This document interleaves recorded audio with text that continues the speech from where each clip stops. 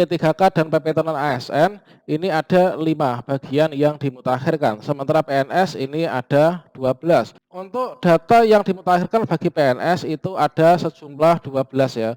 Kemudian nanti cara memutakhirkannya gimana, cara untuk uploadnya gimana, silahkan simak video ini sampai selesai ya. Assalamualaikum warahmatullahi wabarakatuh, sobat-sobat calon guru, selamat datang di channel calon guru. Sobat-sobat semuanya, mau tidak mau, ini nanti mulai 1 Juli 2021, setiap PNS dan juga ASN, baik itu P3K maupun PNS ya, serta PPT non ASN, ini wajib melakukan pemutakhiran data secara mandiri melalui aplikasi MySAPK BKN di HP Android atau juga bisa melalui website teman-teman. Oke. Nah, kemudian begitu kita itu ingin melakukan update data mandiri, kalau misalkan kita pakai HP, kita memakai aplikasi MySAPK yang sebelumnya kalian bisa unduh di Play Store ya. Kemudian kalau misalkan pakai laptop, ini kalian bisa kunjungi MySAPK web. Selanjutnya, kira-kira apa saja sih yang dimutakhirkan, apa saja yang diupdate data mandirinya untuk kita itu nanti supaya terpenuhi untuk kewajiban kita melakukan pemutakhiran data mandiri ASN ini dan juga PPT non ASN.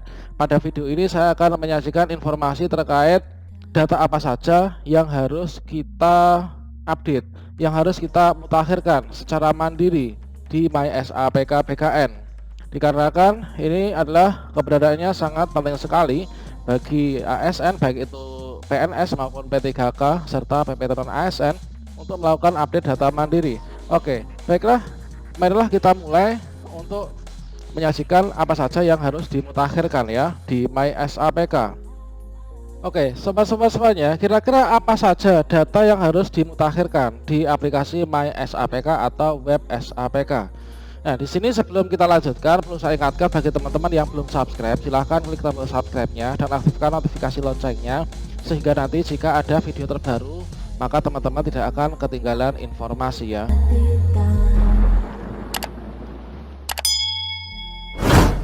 Nah, apa saja teman-teman data yang harus dimutakhirkan? Ya, ini adalah yang pertama, ini data personal ya, data personal, data pribadi, data yang berisi informasi mengenai data diri PNS ya. Kemudian data riwayat ini juga perlu kita mutakhirkan.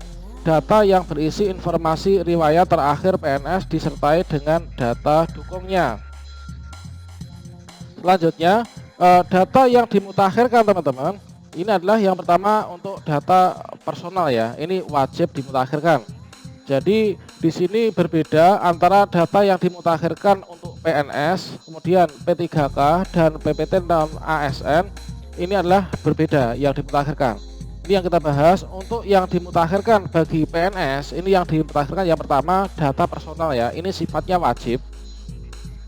Jadi data personal ini untuk PNS ini wajib dimutakhirkan.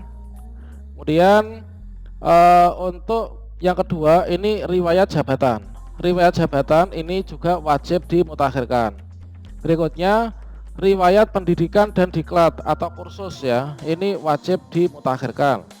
Kemudian riwayat SKP, SKP-nya ini juga wajib dimutakhirkan, dan yang dimutakhirkan ini adalah SKP yang 2 tahun terakhir ya. Nah, nanti di penghujungnya akan juga kita sampaikan kira-kira dari data-data yang dimutakhirkan ini berkas pendukungnya apa saja gitu ya teman-teman.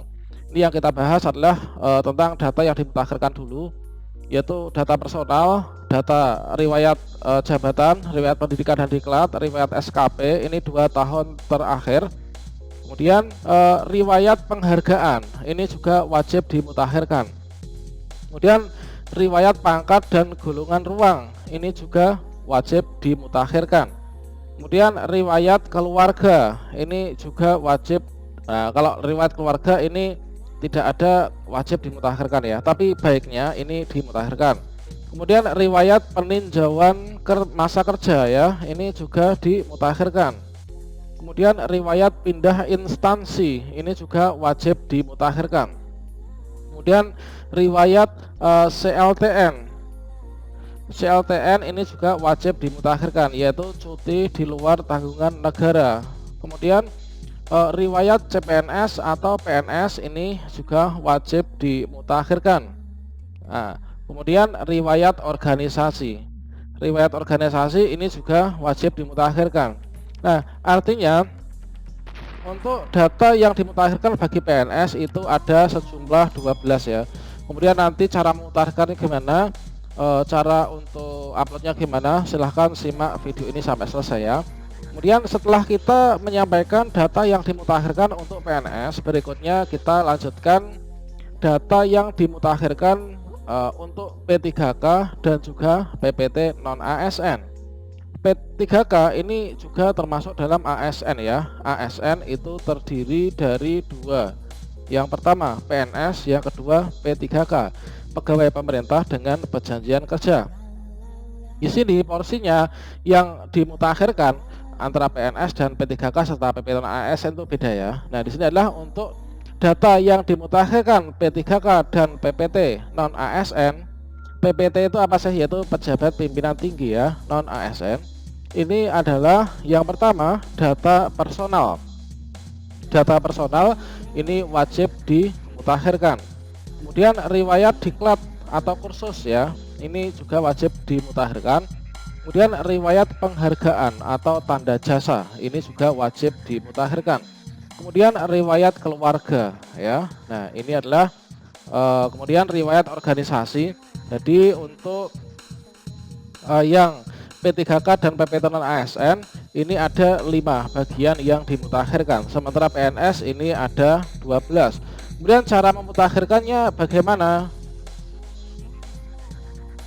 Cara memutakhirkannya teman-teman bisa melalui website yaitu mysapk.bkn.go.id dengan cara login. Kalau yang belum bisa login atau belum bisa aktivasi baik itu di HP maupun laptop, silahkan simak video sebelumnya atau silahkan tinggalkan jejak di kolom komentar, nanti akan saya sematkan tutorialnya di deskripsi. Oke teman-teman, di sini kita berikan contoh ya, yaitu untuk PNS. Untuk PNS tadi ada sekitar 12 ya data yang dimutakhirkan. Nah, data yang dimutakhirkan tadi ada 12 kan. Nah, di sini untuk pemutakhirannya, di sini kalian bisa login dulu ya. Nah, cara loginnya ini kalian berkunjung ke mysapk.bkn, kemudian nanti masuk halaman login, masukkan username dan juga password yang telah diaktifasi sebelumnya. Kemudian setelah sampai sini, maka teman-teman itu bisa cek di sini ya, riwayat pengajuannya. Nah, ini belum bisa diakses dikarenakan baru bisa dimulai untuk bulan Juli nanti, sementara sekarang ini masih tanggal 29 Juni ya, belum bisa. Kemudian di sini kalian bisa klik juga di pemutakhiran data. Di sini kalau kalian ingin lihat dokumen kalian, dokumen saya ini adalah riwayat yang dulu pernah saya lakukan. Tentunya teman-teman kalau pernah melakukan pemutakhiran juga sudah. Untuk yang aktivasi itu bagi teman-teman yang belum pernah mengaktifasi di mysapk atau belum pernah ikut PUPNS tahun 2015. Nah, nanti untuk pemutakhiran bisa klik di sini di pemutakhiran data mandiri. Pertama-tama kalian cek dulu ya, cek dulu untuk misalkan di sini riwayat CPNS atau PNS. Kalian bisa klik di sini kan. Nah, oh ya, ini belum bisa dibuka teman-teman. Nanti akan muncul tampilan yaitu riwayat kalian. Kalau ada data yang tidak sesuai dibetulkan, kemudian diberikan bukti fisiknya gitu kan. Kemudian tentang misalkan di riwayat kursus, nanti kalian klik riwayat kursus. Nah, di sini kemudian nanti kalian bisa tambah. Kalau misalkan kalian punya sertifikat kursus baru, ditambah kemudian disediakan file dalam bentuk PDF, kemudian diupload di sana. Nanti akan ada tempat untuk uploadnya. Nah, di sini kalian bisa cek juga untuk taspen kalian BPJS. Ini nanti kalau di taspen ini kalian belum lengkap, nanti teman-teman bisa lengkapi juga ya untuk taspen ini. Kemudian juga untuk yang BPJS. Yang BPJS, nah ini nanti dimutakhirkan nomornya berapa gitu kan. Oke, demikian sobat semuanya terkait apa saja yang harus dimutakhirkan dalam pemutakhiran data mandiri, datanya apa saja. Semoga bermanfaat. Silahkan tinggalkan jejak di kolom komentar. Sampai jumpa. Wassalamualaikum warahmatullahi wabarakatuh.